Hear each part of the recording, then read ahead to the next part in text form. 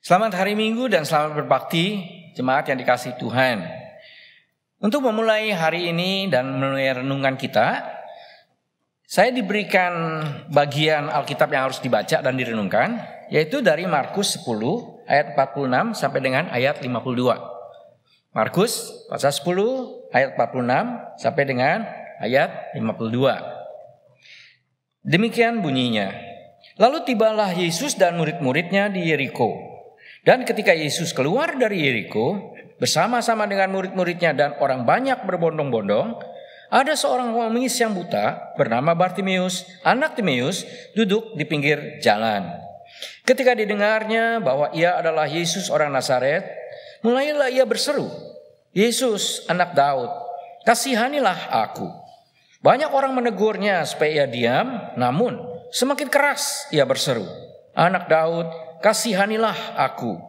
Lalu Yesus berhenti dan berkata, "Panggillah dia."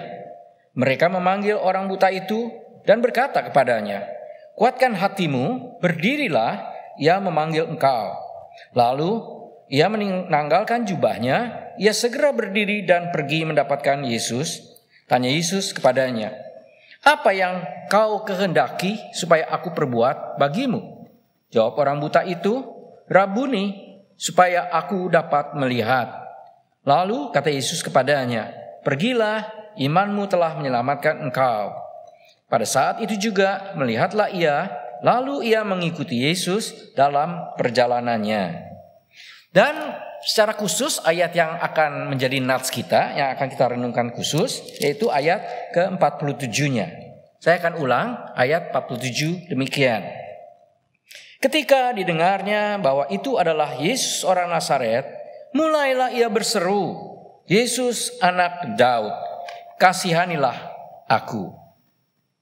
Demikian pembacaan firman Tuhan, dan sebelum kita renungkan, kita akan masuk dalam doa dulu. Ya Bapa yang ada di dalam surga, kami sudah membaca firman-Mu dan kami ingin merenungkannya bersama-sama. Tolonglah Tuhan, apa yang sudah saya persiapkan dan apa yang akan direnungkan dan didengar oleh jemaat benar-benar membuat kami dikuasai oleh Roh Kudus, karena Roh Kuduslah yang akan mampu menerangkan kami dan berbicara kepada hati kami.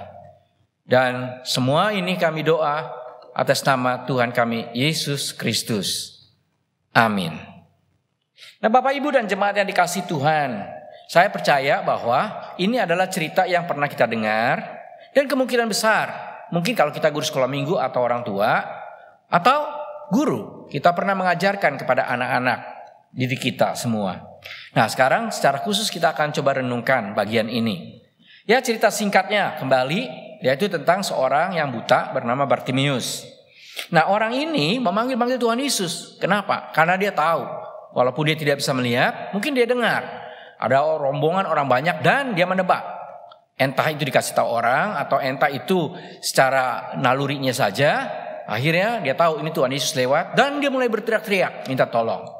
Nah di dalam cerita ini, singkat cerita, akhirnya Tuhan Yesus mengizinkan si orang buta itu ketemu dengan dia, dan di dalam pertemuan itu Tuhan Yesus bertanya, "Apa yang kau kehendaki supaya aku perbuat kepadamu atau bagimu?" Nah di sini Bartimeus langsung berkata, "Aku minta tolong supaya aku bisa disembuhkan, atau dengan kata lain, mataku yang buta ini bisa dicelikan atau bisa melihat." Nah cerita ini memang happy endingnya itu dalam arti matanya memang akhirnya disembuhkan oleh Tuhan. Dia bisa celek dan dia bisa kembali melihat. Nah inilah yang akan kita renungkan. Tetapi untuk awal dari perenungan ini, saya juga ingin mengajak, ada satu pertanyaan yang seringkali menggelitik hati saya atau pikiran saya. Mungkin juga ini menggelitik jemaat sekalian, yaitu kalau kita melihat ada orang yang ceritanya itu happy end. Nah kenapa menggelitik membuat pertanyaan?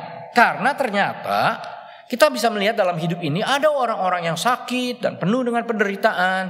Dan orang-orang ini bukan orang-orang biasa dalam pengertian dia sungguh-sungguh berdoa. Bahkan kemungkinan besar dia sampai berpuasa dan seterusnya. Tetapi itu tidak dijawab oleh Tuhan. Jadi tidak happy end ceritanya. Dengan kata lain, kalau dia sakit, terus dia minta sembuh, tapi tetap dia sakit.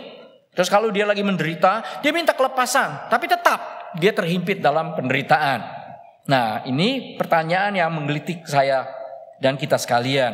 Nah, sekarang kita coba jawab dari cerita yang ada yang tadi kita baca tentang Bartimeus. Nah, memang kalau berbicara lagi soal penderitaan atau soal kesehatan atau soal kelepasan atau soal himpitan, itu seringkali ada dua jawaban klasik. Nah, dua jawaban klasik yaitu yang pertama, kalau ada orang itu sehat atau tidak menderita, nah terus langsung dicap bahwa orang ini adalah orang baik, terus mulailah diurut, dia kebaikannya begini, begitu dan seterusnya.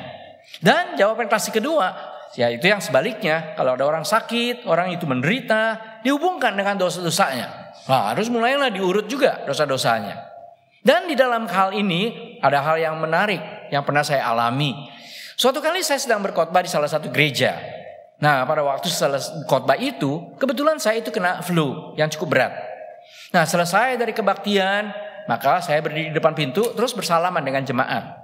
Nah, pada waktu sudah bersalaman dengan sekian jemaat, ada salah satu jemaat yang berkata kepada saya, "Pak, nanti selesai dari sini atau pergi ke rumah atau ke hotel, nanti berdoa ya." Lalu saya tanya, "Kenapa? Doa apa?" Terus dia bilang, "Ya tolong aku dosa." Nah, jadi dihubungkan, kalau lagi dosa, sakit jadi dosa. Nah, inilah dia yang seringkali. Nah, apakah sekarang jawaban klasik ini benar? Ya, kita bisa bilang itu benar. Kenapa? Karena memang ada contoh-contoh di Alkitab seperti demikian. Jadi orang yang di dalam keadaan yang tidak baik, itu alaminya tidak enak. Orang yang dalam keadaan baik, mengalami apa yang enak. Nah, inilah yang terjadi. Jadi kita bisa bilang ya jawaban klasik itu bisa benar. Tapi bisa juga salah. Bahkan bagi saya, kebanyakan adalah salah. Kenapa demikian? Sebab saya melihat di dalam hidup ini, ada orang yang begitu sehat, dia tidak mengalami penderitaan. Kalau kita hubungkan dengan keuangan, dia tidak mengalami kekurangan. Tapi hidupnya adalah hidup yang jahat. Dan di sini dosa yang dia lakukan bukan dosa kecil. Maksud saya dosa kecil misalnya dia ingin berbohong, dia ingin menyakiti sedikit. Tapi ini dosa yang besar dan sangat-sangat menjijikan. Dan sebaliknya, saya melihat bahwa ada orang yang sakit dan orang itu betul-betul menderita. Tapi orang itu sebetulnya orang yang baik. At least, paling tidak, dibanding saya, dia jauh lebih baik. Nah, sekarang di dalam keadaan demikian, coba kita hubungkan lagi antara orang baik dan orang jahat mengalami penderitaan atau mengalami kelepasan. Nah, di sini kita bisa bandingkan orang-orang yang ada di dalam Afghanistan. Nah, di sana tidak semua orang itu jahat. Bahkan saya percaya banyak yang baik. Dan ada yang sungguh-sungguh baik. Nah, kenapa saya katakan demikian? Sebab yang menderita atau mengalami sakit itu bukan hanya orang dewasa, tapi anak-anak juga. Nah, di sini kita bisa berkatakan dia belum melakukan suatu pelanggaran, dia belum melakukan dosa. Kenapa dia mengalami penderitaan dan tekanan yang begitu berat? Nah, jadi dengan kata lain mereka benar-benar sebetulnya tidak jahat. Tapi karena mereka dikurung oleh jahat, sehingga mereka sedang dijahati oleh orang-orang. Nah, di sini kalau kita melihat itu hitam putih, yaitu kalau orang menderita pasti jahat, orang yang tidak menderita pasti baik. Maka kalau mengalami dan berhadapan dengan orang yang sedang menderita padahal dia tidak jahat, orang-orang yang menderita tidak jahat ini, dia akan mengalami satu tekanan yang luar biasa. Nah, itu sama dengan pepatah yang berkata sudah jatuh kena tangga dan mungkin ketiban duren. Nah, jadi dengan kata lain kita bisa melihat ini tidak semua demikian. Nah, sekarang terhadap penilaian atau yang tadi kita lihat. Nah, saya katakan kepada orang-orang yang seringkali menghakimi kalau ada orang yang tidak enak itu pasti dosa, maka saya seringkali berkata kepada mereka begini, kenapa kalau kamu berhadapan dengan orang-orang itu tidak bunuh saja orang itu? Sebab penilaian kamu, orang yang hitam putih demikian, itu seringkali bisa jadi jahat. Karena orang-orang yang sebetulnya tidak jahat, tapi mengalami penderitaan, dan dihakimi sebagai pasti adanya dosa, maka dia akan mengalami luar biasa sakitnya. Nah, orang-orang yang punya penilaian ini, seringkali berbicara kepada orang itu, dan sebetulnya menyakitkan. Sehingga di dalam Mazmur 55 ayat 22 dikatakan, ada orang-orang yang lidahnya itu licin. Dengan kata lain baiklah, lembutlah. Tapi hatinya seperti pedang yang terhunus. Nah, inilah dia kalau kita terlalu cepat untuk memberikan penilaian. Nah, sekarang kalau begitu jawabannya apa? Yaitu kok ada orang yang sehat dan tidak menderita, tapi dia adalah orang jahat. Dan sebaliknya, ada orang yang tidak sehat dan sedang menderita, dia adalah orang baik. Nah, apa jawabnya? Saya hanya berkata, saya tidak tahu. Nah, kenapa saya bilang saya tidak tahu? Sebab itu berhubungan dengan Allah. Nah, kalau berhubungan dengan Allah, siapa saya? Siapa kita yang bisa mengerti apa yang Allah pikirkan? Siapa saya dan siapa kita yang bisa menilai apa yang ada di pikiran Allah? Kita tidak mungkin bisa menggapai Allah. Nah, di sini juga kita melihat apa yang dikatakan oleh Paulus. Nanti kita akan lebih jauh melihat tentang Paulus. Tapi di sini saya akan kutip sedikit dengan apa yang ditulis oleh surat-suratnya. Dan di dalam surat-suratnya Paulus berkali-kali berkata bahwa kita ini tidak ada apa-apanya. Kita ini sangat kecil dibandingkan Allah yang begitu besar. Sehingga kita ini tidak bisa meneropong Allah. Dan apalagi kita mencoba menebak-nebaknya. Apa hak kita? Itu yang ditekankan oleh Paulus. Khususnya kalau jemaat melihat khusus surat Rom. Nah, di sini yang kedua saya akan mengajak kita melihat apa yang dikatakan oleh pemazmur Daud dalam Mazmur pasal 8, khususnya ayat keempat. Di situ pada waktu itu dia membandingkan betapa begitu besarnya Allah, begitu mulianya dan begitu tingginya Allah yang luar biasa, dan siapa dia sebenarnya? Dia itu nothing, dia itu bukan siapa-siapa, dia itu tidak ada artinya apa-apa. Sehingga di dalam ayat 4 pasal 8 kitab Mazmur, itu si pemazmur Daud berkata, ya Tuhan, siapa sih aku? Nah, pada waktu dia berkata siapa sih aku? Siapa? Dalam titik arti, yaitu saya adalah orang yang sangat lemah dan tidak ada artinya. Tetapi pada waktu saya teliti lagi di dalam Mazmur 8 ayat 4 ini, ternyata si pemazmur tidak berkata siapa aku, tapi apa aku. Jadi dengan kata lain dia menempatkan dirinya lebih bawah daripada manusia. Jadi dia menempatkan dirinya itu bukan manusia kepada Allah, tapi benda. Nah, inilah dia yang dikatakan. Sehingga kita tidak punya hak atau tidak mampu untuk menilai Allah atau mengetahui pikiran Allah. Nah, sekarang balik kepada kisah dari Bartimeus yang tadi kita baca. Memang dikatakan happy endnya, dia akhirnya bisa sembuh. Tetapi ada hal yang kedua yang saya rasa saya ingin kutip dan ungkit di sini. Yaitu keindahannya di mana Bartimeus bisa berteriak kepada Tuhan Yesus. Nah, saya berkata bisa berteriak dalam arti kata dia bisa mengalami kelepasan pada waktu teriak. Nah, inilah yang terjadi. Karena orang yang bisa berteriak kadangkali bisa menyembuhkan batin. Karena dia bisa melepaskan segala keterhimpitan dia. Tapi kalau berhenti di sini, maka secara psikologis ini bisa juga diterangkan. Misalnya saya kutip ada satu tokoh dari psikologis yang ateis orangnya, yaitu Sigmund Freud. Nah, Freud itu pada waktu itu berkata begini, ada salah satu istilah yang dia pakai, yaitu neurosis yang kolektif. Yaitu begini, kalau misalnya saya mengalami satu tekanan dan tanpa sadar saya ingin melepaskan tekanan itu, maka sadar atau nggak sadar saya mulai melakukan gerakan-gerakan dalam tangan saya. Untuk apa? Untuk melepaskan. Misalnya ada orang yang tertekan, terus kakinya itu bergoyang-goyang terus seperti orang menjahit baju. Padahal tidak sedang ngapa-ngapain. Nah, kenapa? Karena apa yang menjadi tekanan itu disalurkan di dalam gerak tubuh dia. Nah, itu yang dibilang neurosis kolektif. Nah, hal yang lain bisa juga pada waktu itu, pada waktu dia tertekan, dia melepaskannya dengan cara dia berteriak. Nah, inilah secara psikologis. Jadi secara psikologis Bartimeus juga bisa kelepasan. Dia bisa berteriak. Tetapi di dalam kisah ini dia bukan sekedar bisa melepaskan dengan berteriak. Jadi dengan kata lain, bukan sekedar pada waktu dia berteriak dia mendapatkan kelepasan, tapi dia mendapat kelepasan yang sungguh. Sebab teriak dia bukan di awang-awang, tapi teriak dia jelas kepada Allah yang maha tinggi ini. Jadi dia bisa berteriak kepada Tuhan Yesus, dan inilah dia yang paling indah yang dia alami. Nah, sekarang jemaat yang dikasihi Tuhan, pada waktu saya berkata kita bisa berteriak kepada Allah yang mau mendengarkan kita, seperti Bartimeus berteriak kepada Tuhan Yesus yang adalah Allah menjadi manusia dan mau mendengarnya, maka di sini saya akan mengajak kita melihat beberapa hal di dalam arti kata kita berteriak.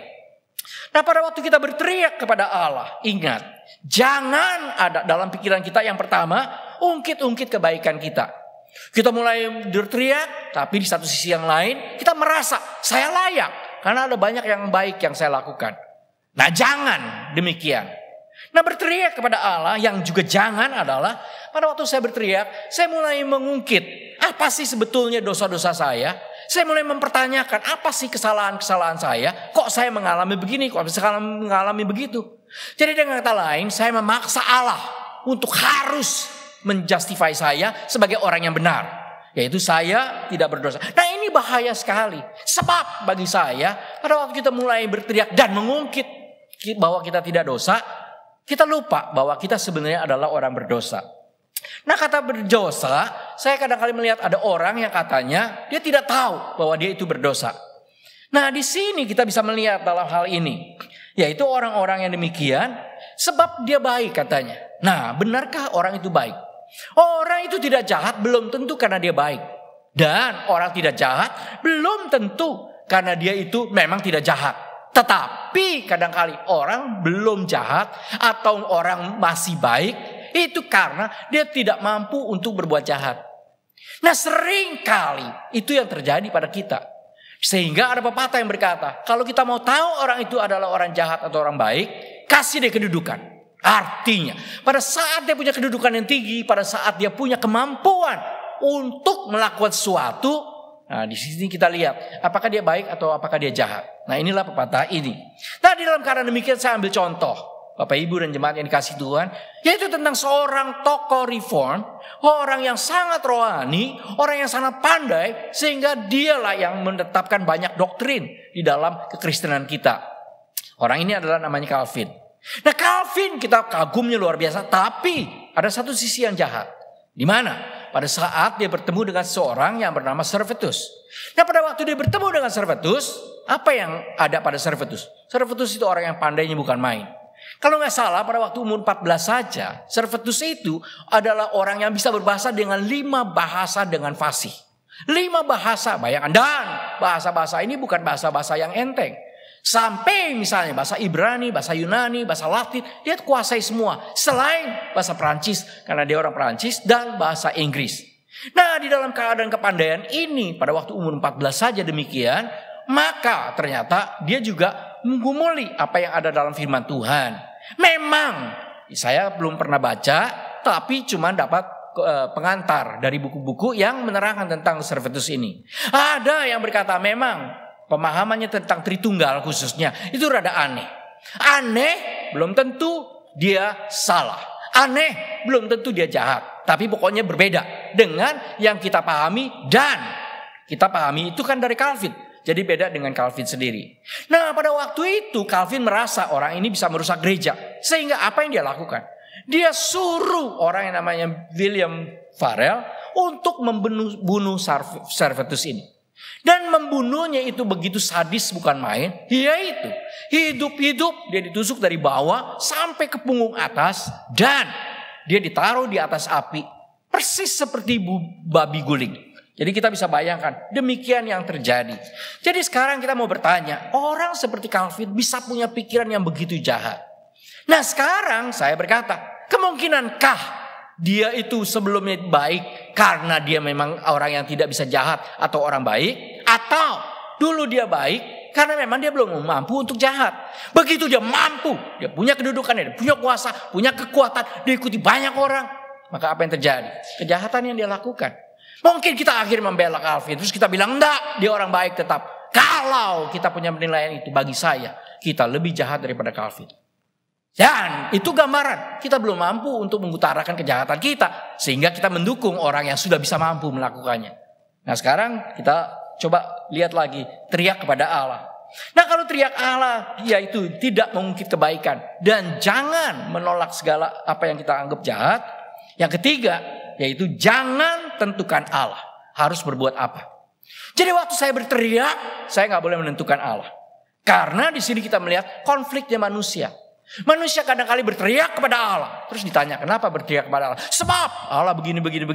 Tetapi yang ada dalam pikirannya, Allah itu diturunkan. Sebab Allah harus melakukan apa yang saya mau dan saya pikirkan. Berarti di sini kalau saya mendikte Allah, saya yang jadi Allah dan Allah yang menjadi pesuruh saya. Ini konflik. Saya berdoa kepada yang berkuasa, tapi yang berkuasa itu saya bikin menjadi tidak berkuasa. Saya lah yang menguasa. Nah, Bapak Ibu dan jemaat yang dikasih Tuhan. Jadi di sini kita melihat kalau saya berdoa dan berteriak di dalam doa itu, Jadi karena Allah sebagai penentu dan yang boleh menetapkan apa sebetulnya Allah mau lakukan.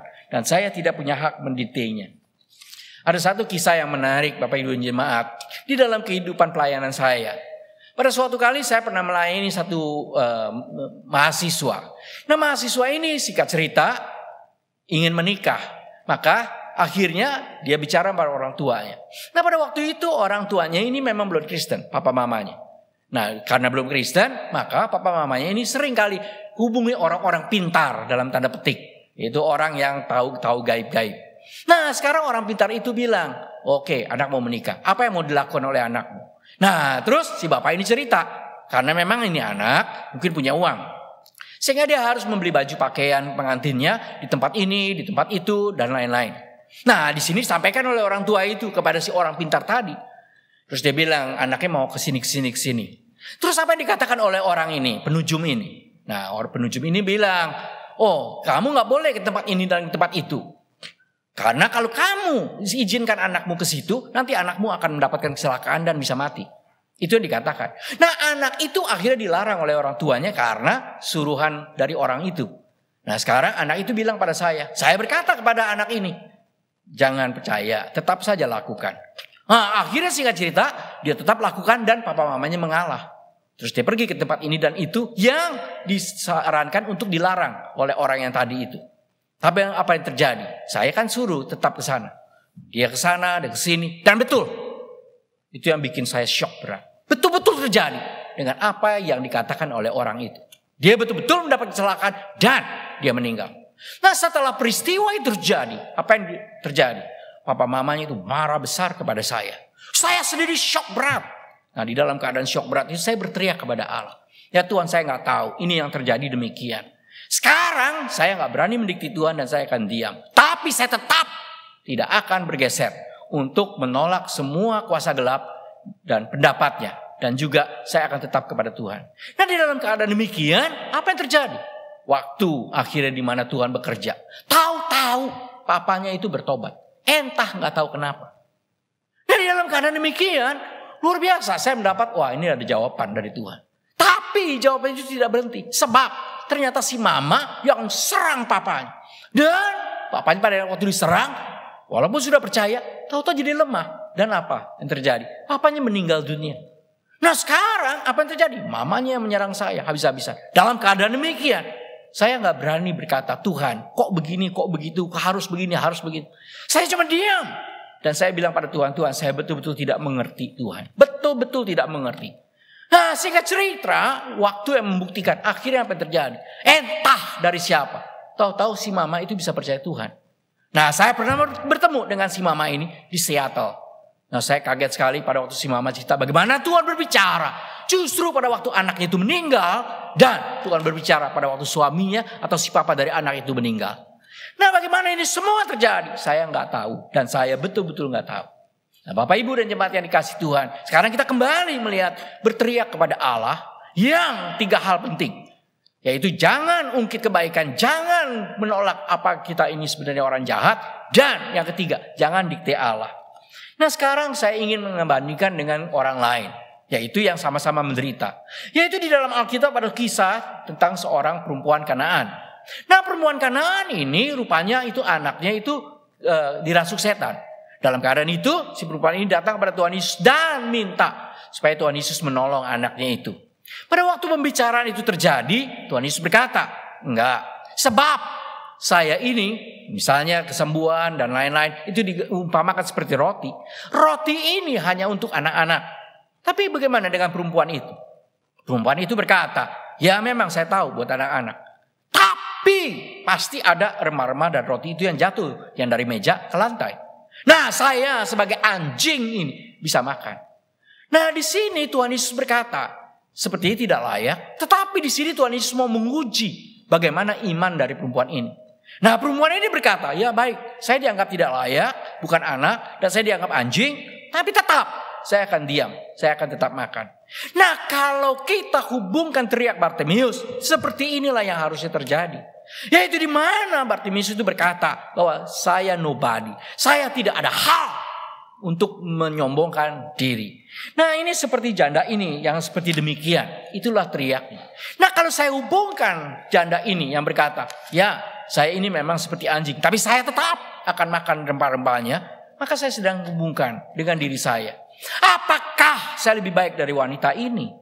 Sebab kalau dia yang tidak jelas dosanya atau baiknya, tapi dia siap dan sedia untuk dianggap anjing. Nah, sekarang bagaimana dengan saya? Yang waktu saya memikirkan dosa saya begitu banyak. Nah, disinilah saya bisa berkata kepada Tuhan. Dan sering saya katakan kepada Tuhan, ya Tuhan, kalau kau mau tolong saya, lihatlah saya sebagai anjing yang lebih rendah dari anjing. Atau kalau tetap anjing pun anjing buduk.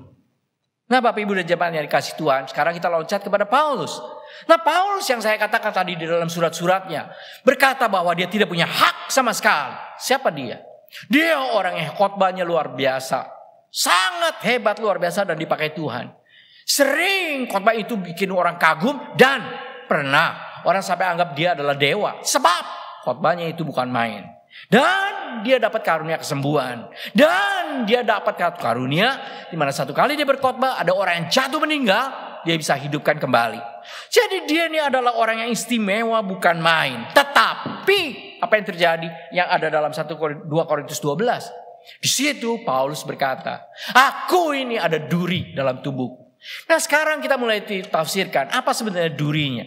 Ada orang yang berkata, ini mungkin ada kejahatan. Sebab yang dipakai adalah seorang utusan. Jadi seperti ini ada serangan-serangan dari orang-orang sesat atau dari para penyesat.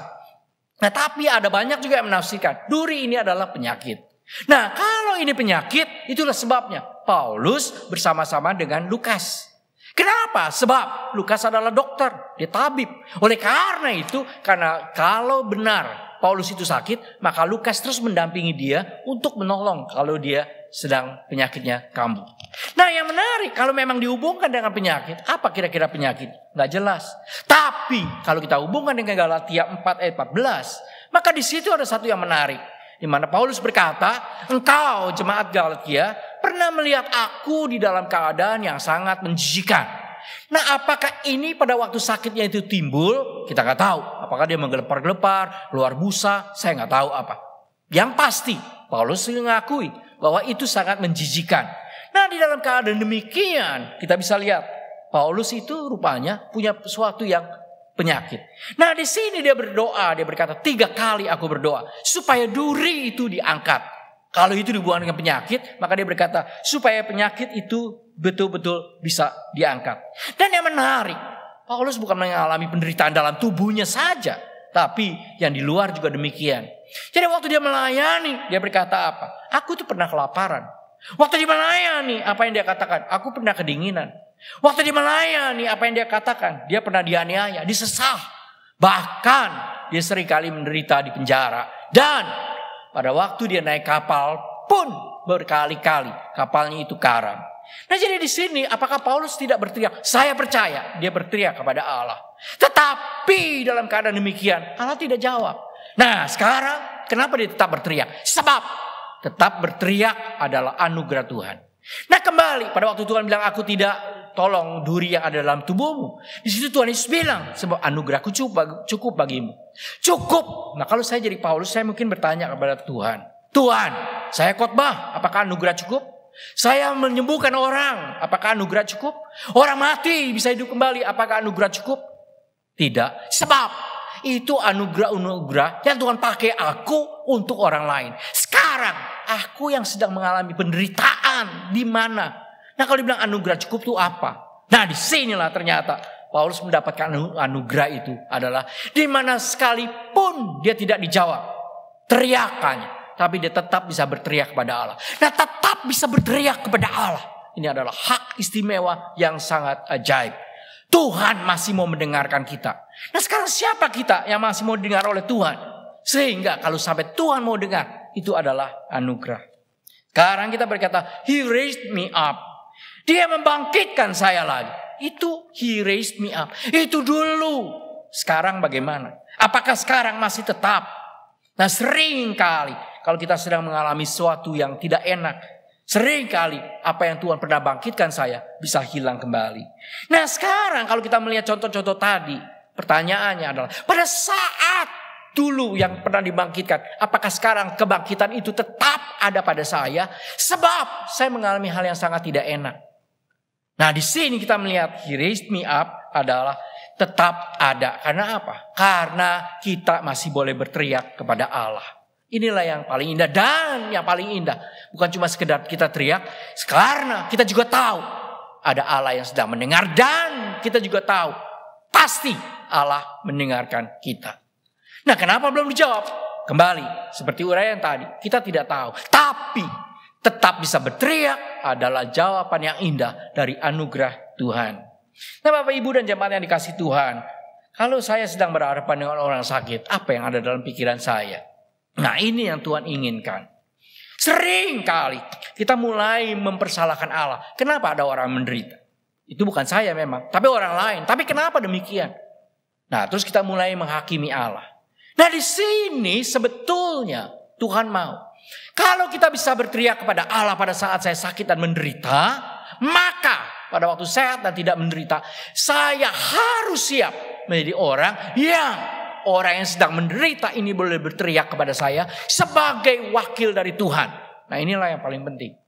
Nah saya melihat seringkali kalau kita melihat orang-orang yang sedang menderita, dan kita memang tidak menderita, tapi kita sepura menjadi orang yang seperti dia baik dan mempersalahkan Allah. Nah ini yang Allah tidak inginkan. Saya mengambil contoh seorang tokoh namanya Charles Templeton. Dia seorang yang dipakai Tuhan dengan luar biasa di dalam melayani Tuhan. Tapi satu kali dia melihat ada salah satu foto di mana anaknya kelaparan, dan dia tahu bahwa anak ini akan mati dan akan dimakan oleh burung pemakan mayat. Maka pada waktu dilihat gambar itu, dia shock berat. Dan pada waktu dia shock, apa yang terjadi? Dia mulai lemparkan kesalahan kepada Allah, mempertanyakan Allah, dan menganggap Allah berbuat suatu kesalahan dan kejahatan. Nah di dalam keadaan demikian, akhirnya dia berkata apa? Mendingan saya tidak menjadi orang percaya lagi. Nah, terus dia bikin buku Farewell to God, selamat tinggal Tuhan, karena dia tidak mau melihat itu. Nah Bapak Ibu dan jemaat yang dikasihi Tuhan, kalau saya berhadapan dengan orang seperti ini, maka saya katakan orang ini adalah orang pengecut. Kenapa demikian? Sebab yang Tuhan mau, pada waktu saya melihat orang lain mengalami penderitaan atau kesakitan yang sangat luar biasa, seharusnya saya siap untuk menjadi orang di mana orang yang sedang menderita dan sakit ini bisa berteriak kepada saya, yaitu saya sampaikan kepada Tuhan, dan bisa berteriak kepada Tuhan melalui saya. Dan di sini, bisakah saya mewakili Tuhan yang mendengarkan teriakan-teriakan dari orang itu? Nah kalau kita berkata, He raised me up, mungkin kita ini tidak mengalami sakit, tidak mengalami penderitaan, tapi kita merasa Tuhan begitu jauh. Kenapa? Saya menemukan diri saya sering kali karena memang saya tidak melayani Tuhan. Nah pada waktu saya melayani Tuhan, siap mendengarkan teriakan-teriakan dari orang sakit dan orang menderita, maka pada saat itulah saya justru bisa dibangkitkan kembali oleh Tuhan. Biarlah kita dibangkitkan oleh Tuhan. Itu mungkin pada waktu kita terpuruk, dan pada waktu kita tidak terpuruk pun kita bisa dibangkitkan pada waktu kita menjadi pelayan dari orang-orang yang sedang terpuruk. Demikianlah firman Tuhan. Biarlah teriakan seperti Bartimius ini ada dalam hati kita, dan biarlah teriakan Bartimius seperti ini yang kepada Allah itu bisa disampaikan kepada Tuhan melalui kita, dan kita siap menjadi pendengar. Selain kita menjadi orang yang berteriak, kita siap menjadi orang yang berteriak, tapi terus siap menjadi orang yang menjadi pendengar dari orang lain yang berteriak. Demikianlah firman Tuhan. Kiranya Tuhan betul-betul membangkitkan kita terus-menerus, dan Tuhan yang dipermuliakan. Mari kita masuk dalam doa. Ya Bapa yang ada di dalam surga, tolonglah Tuhan, supaya teriakan yang kami sampaikan kepada Tuhan, kami bisa yakini dalam iman bahwa Tuhan mau mendengarkan. Dan Tuhan, kalau ada orang lain yang sedang berteriak, tolonglah kami yang boleh punya hati mewakili Tuhan untuk mendengarkan teriakan-teriakan mereka. Ya Bapa yang di surga, Dalam keadaan konteks kehidupan kami, begitu banyak teriakan-teriakan. Bisa kami yang berteriak, bisa orang lain yang berteriak. Biarlah kami yakini Tuhan, bahwa Engkau masih mau mendengarkan. Dan ini adalah hak istimewa dan ini adalah anugerah Tuhan kepada setiap kami. Dengarkan doa kami Tuhan, dalam nama Tuhan Yesus kami berdoa. Amin.